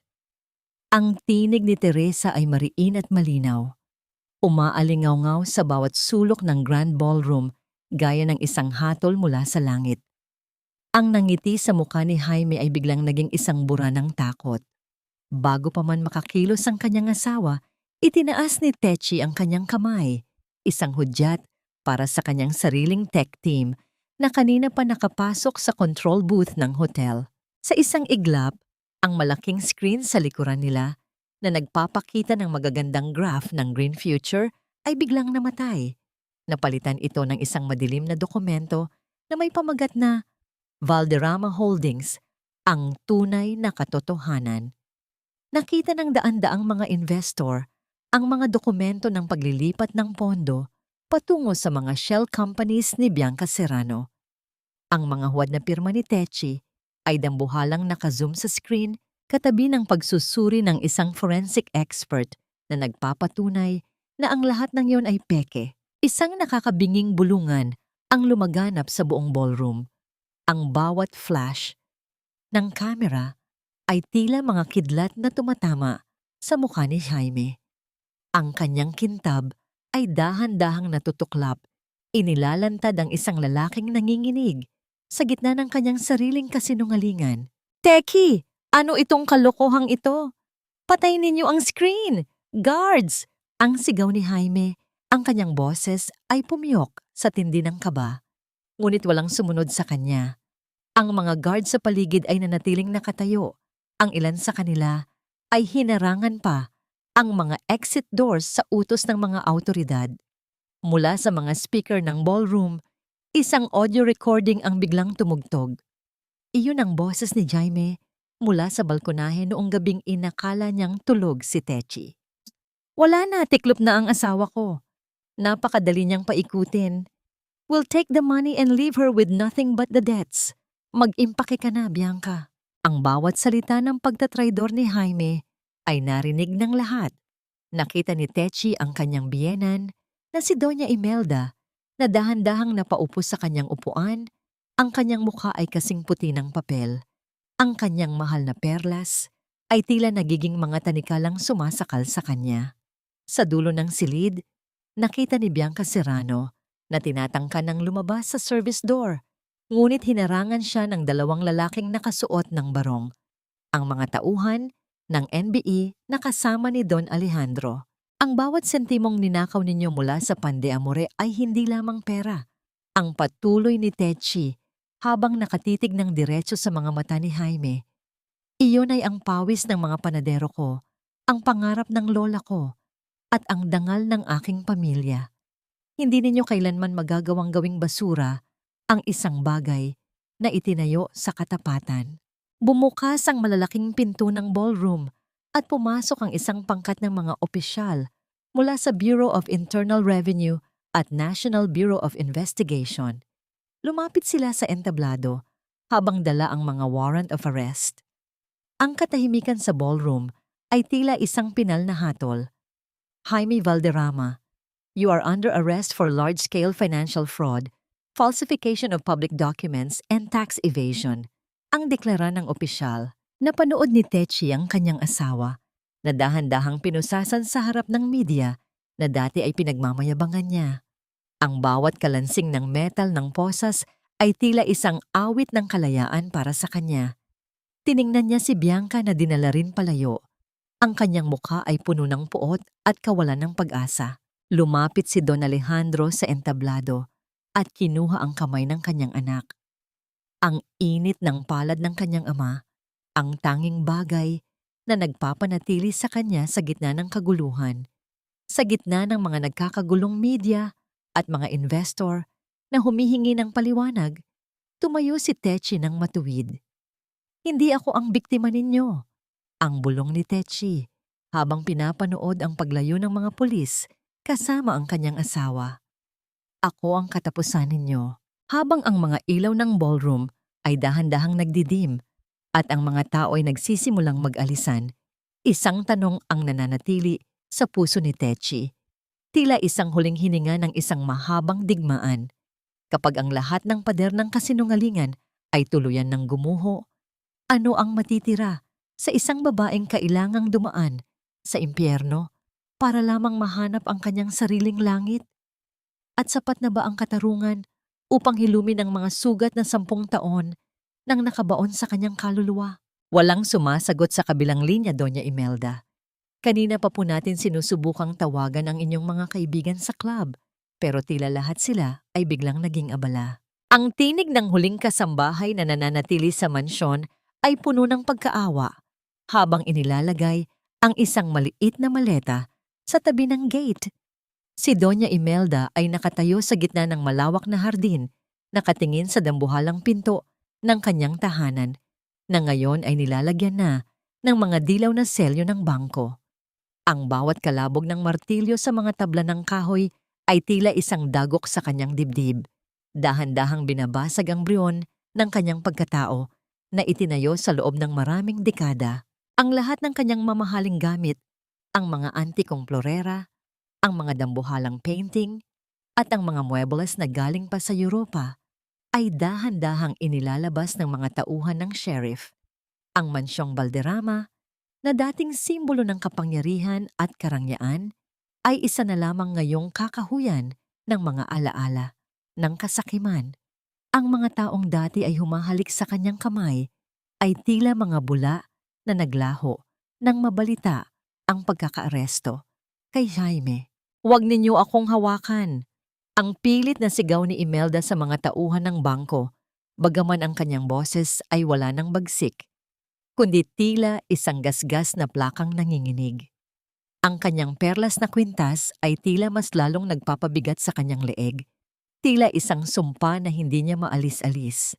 Sa labas ng gate, isang simpleng puting sasakyan ang dahan-dahang huminto. Lumabas si Teresa. Wala na ang kanyang puting gown.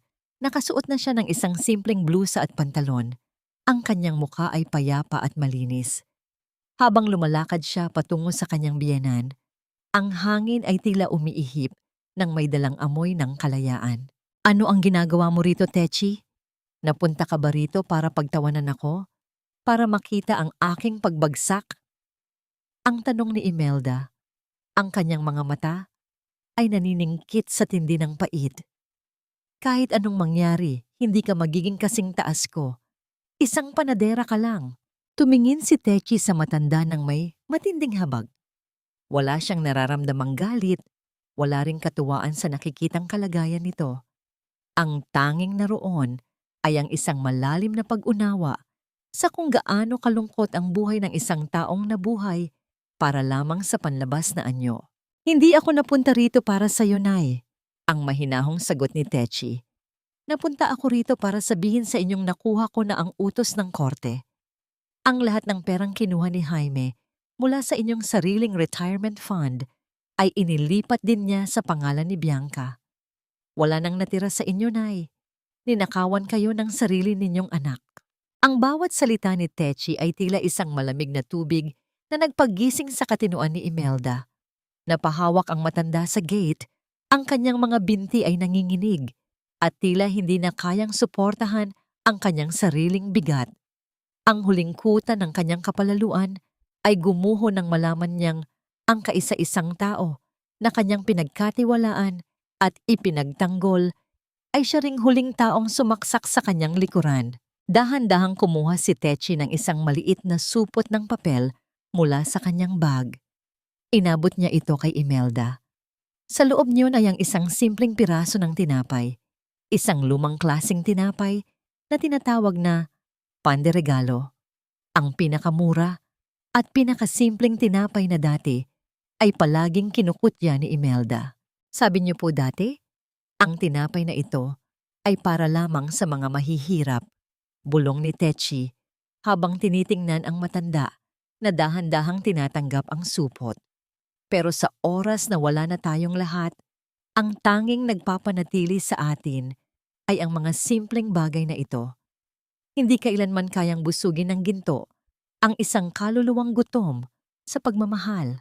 Tumalikod na si Techi at dahan-dahang naglakad palayo. Hindi na siya lumingon pa sa mansyong kailanman ay hindi naging tahanan para sa kanya.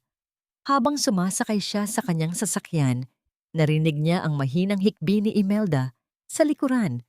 Isang hikbi ng isang reynang na walan ng kaharian na ngayon ay naiwang mag-isa sa gilid ng kalsada, yakap ang isang supot ng tinapay na dati ay hinamak niya. Naramdaman ni Techi ang pagluwag ng bawat buhol sa kanyang dibdib.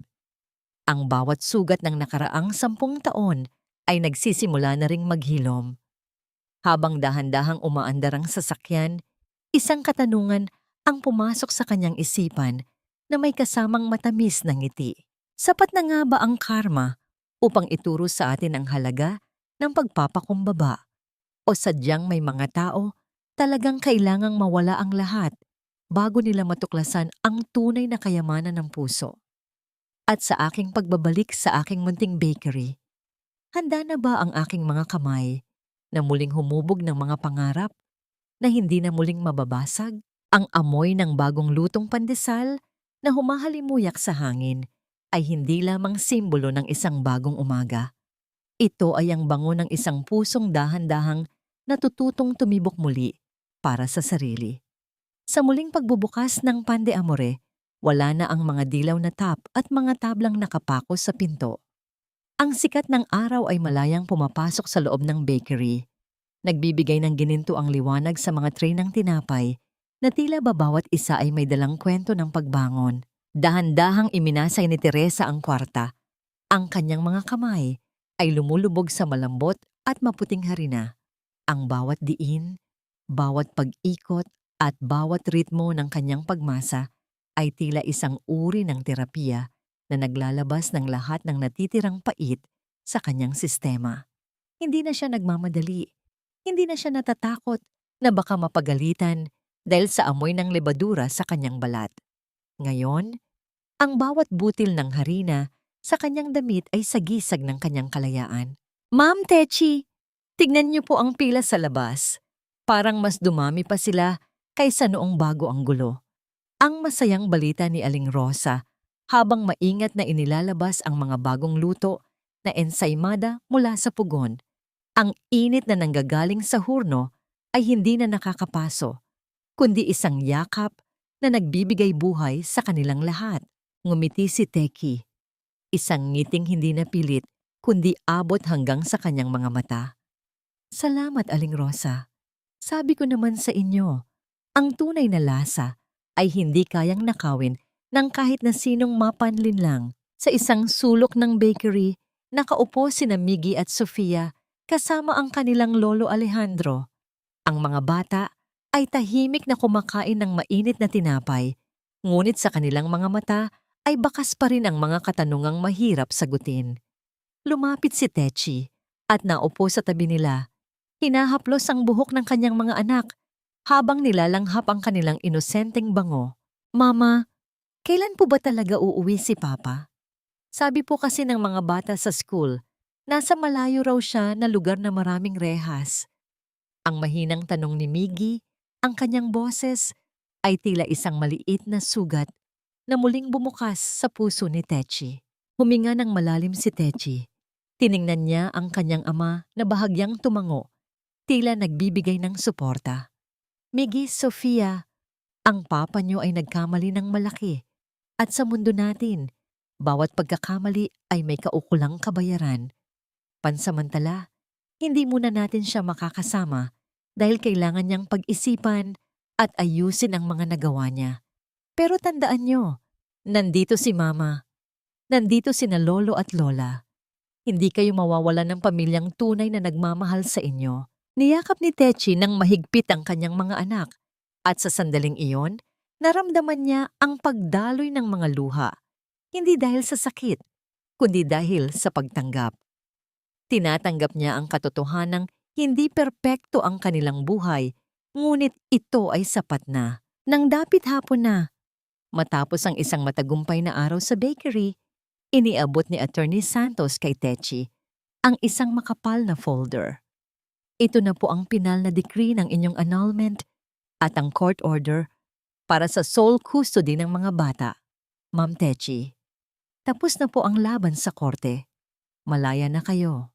Nanginig ang mga daliri ni Techi habang hinahawakan ang mga papel. Ang bawat titik sa dokumento ay tila mga susi na nagbukas ng isang dambuhalang hawla na kinulong sa kanya sa loob ng 10 taon. Ngunit sa ilalim ng mga papel na yon, may isang gusot na sobrang puti. Walang stamp, walang pangalan ng nagpadala. Ngunit kilala niya ang sulat kamay sa labas. Kay Jaime. Dinala ni Techi ang sobre sa dalampasigan malapit sa kanilang bahay bakasyunan.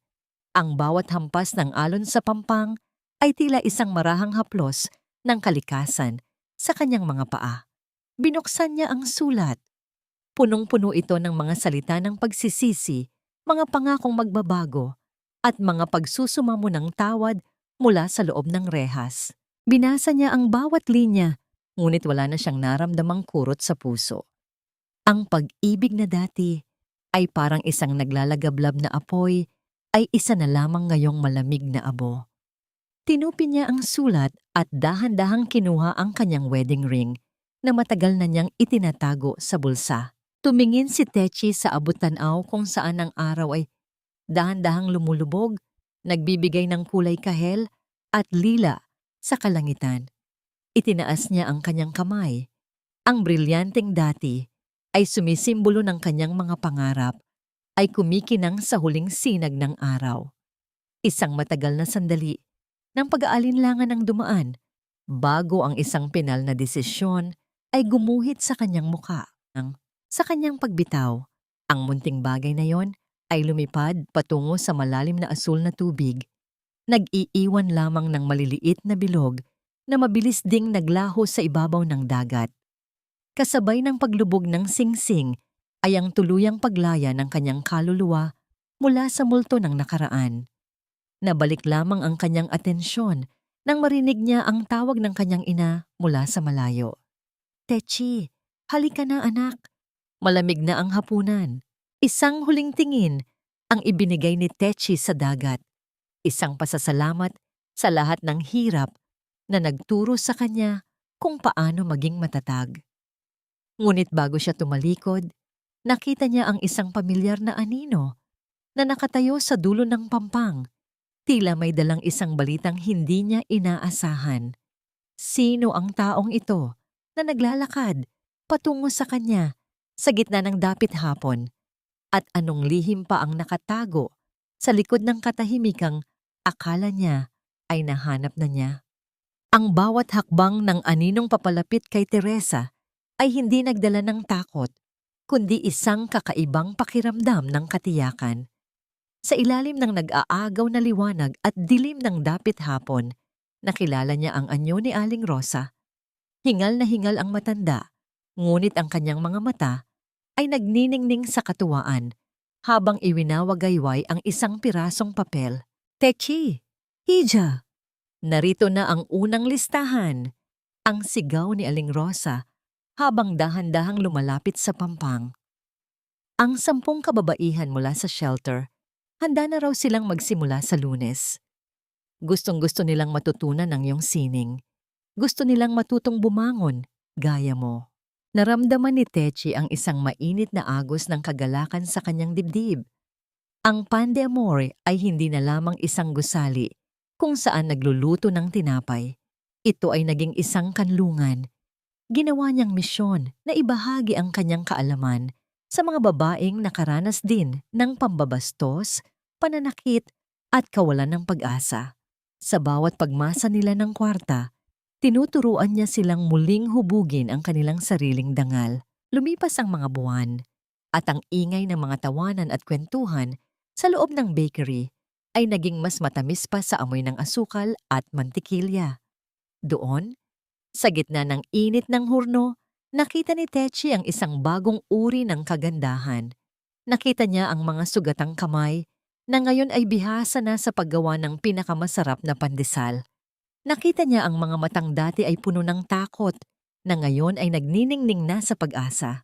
Isang umaga, habang nag-aayos si Techi ng kanyang mga gamit sa bago niyang opisina sa itaas ng bakery, napatingin siya sa isang lumang salamin na nakasabit sa dingding. Dahan-dahan niyang tiningnan ang kanyang sariling refleksyon. Wala na ang babaeng may maputlang mukha at malungkot na mga mata na laging humihingi ng paumanhin para sa kanyang pag-iral. Ang babaeng nasa salamin ay may mga linya sa gilid ng mga mata na tanda ng kanyang mga tawa at pagpupuyat para sa kanyang mga anak. Mayroon siyang mga kamay na may kaunting peklat mula sa init ng pugon. Mga peklat na ipinagmamalaki niya dahil ang mga ito ay medalya ng kanyang katatagan. Sa kauna-unahang pagkakataon, sa loob ng 10 taon, nakita ni Techi ang kanyang sarili. Hindi bilang asawa ni Jaime, hindi bilang manugang ni Imelda, kundi bilang si Teresa. Isang babaeng buo, sapat at malaya. "Mama, halika na po!" Ang dami na pong tao sa labas. Hinahanap nila ang iyong espesyal na ube cheese pandesal. Ang tawag ni Miggy mula sa ibaba, kasunod ang masayang tili ni Sofia. Ngumiti si Teki sa kanyang refleksyon, isang matamis at mapayapang nangiti. Kinuha niya ang kanyang apron at dahan-dahang ibinalot ito sa kanyang baywang.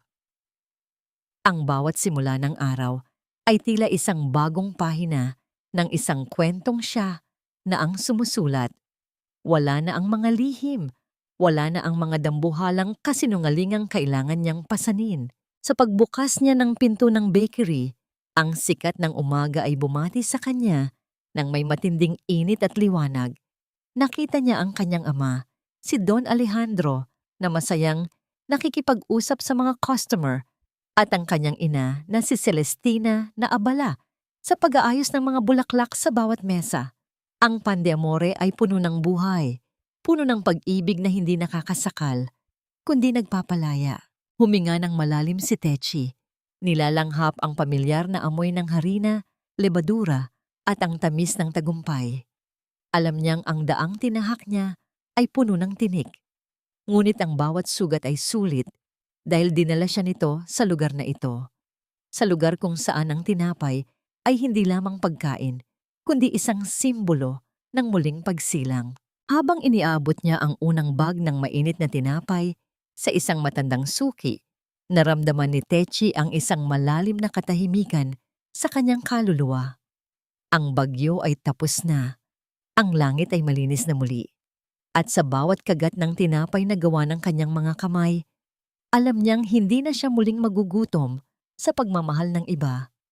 Dahil natutunan na niyang busugin ang sarili niya sa sarili niyang halaga. Isang bagong umaga ang sumapit at sa ilalim ng asul na langit ng Maynila, si Teresa ay handa nang lumipad nang wala ng anumang tanikalang pumipigil sa kanyang mga pakpak.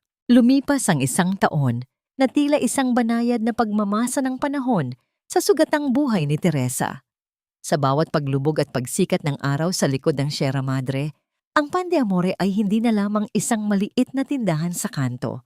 Ito ay naging isang buhay na monumento ng pag-asa para sa buong komunidad. Ang bawat amoy ng mainit na tinapay na lumalabas sa kanilang mga horno ay tila isang imbitasyon para sa lahat ng mga pusong dumaan sa bagyo na maaari pa silang muling sumilang. Nakatayo si Teki sa gitna ng kanyang hardin. Pinapanood ang kanyang mga anak na sina Miggy at Sofia na masayang naghahabol sa ilalim ng dambuhalang puno ng mangga. Kasama nila si Don Alejandro na bagaman mas mabagal na ang bawat hakbang ay mayroon namang ngiting hindi na mababakas ang anumang bigat ng nakaraan.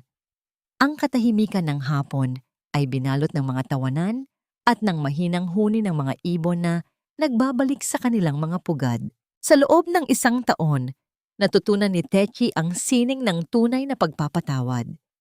Hindi ito ang pagpapatawad na bumabalik sa dating sakit, kundi ang pagpapatawad na nagpapalaya sa sarili mula sa kadena ng puot.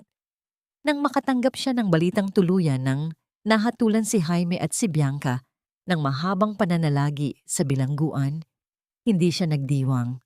Sa halip, huminga lamang siya ng malalim at nagpasalamat dahil ang katarungan ay mayroon ding paraan ng paglilinis sa mundo. Ang mga sulat na nanggagaling kay Jaime ay nananatiling nakatago sa isang kahon. Hindi binuksan, hindi binasa.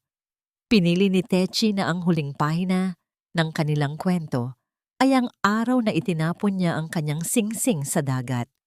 Wala na siyang galit dahil ang galit ay nangangailangan pa rin ng espasyo sa puso at ang puso niya ngayon ay masyadong puno ng pagmamahal para sa mga taong tunay na nagpapahalaga sa kanya. Maging si Doña Imelda ay nahanap ang kanyang sariling dulo. Ang balita ng kanyang paninirahan sa isang maliit na kumbento sa probinsya kung saan siya ay nagtatrabaho sa hardin at namumuhay sa payak na paraan ay nagbigay ng kapanatagan kay Techi. Ang bawat isa sa kanila ay nahanap ang kanilang katarungan. Ang iba ay sa loob ng rehas.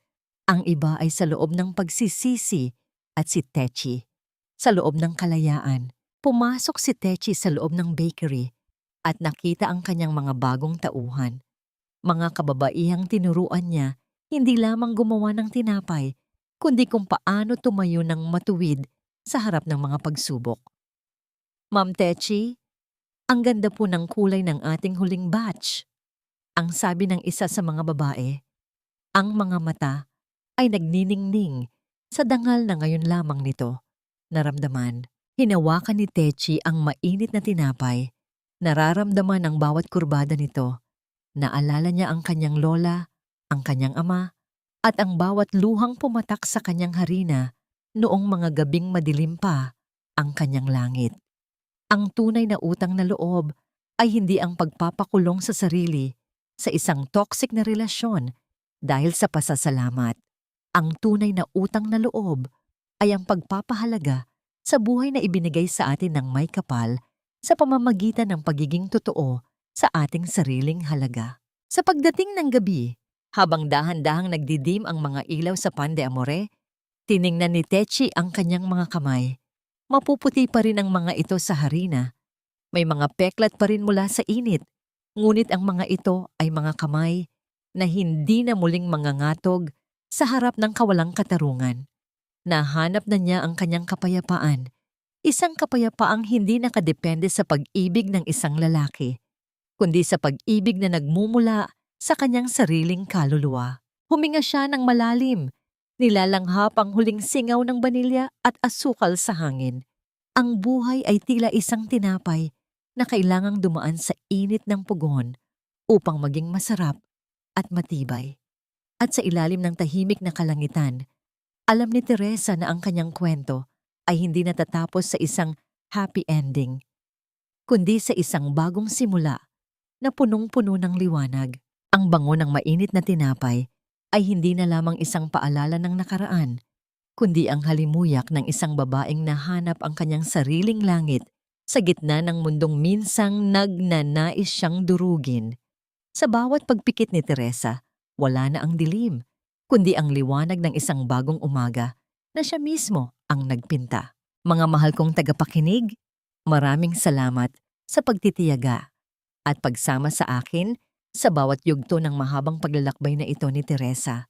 Aaminin ko sa inyo, habang binubuo ko ang bawat salita ng kwentong ito, may mga sandaling kinailangan ko ring huminto para huminga ng malalim.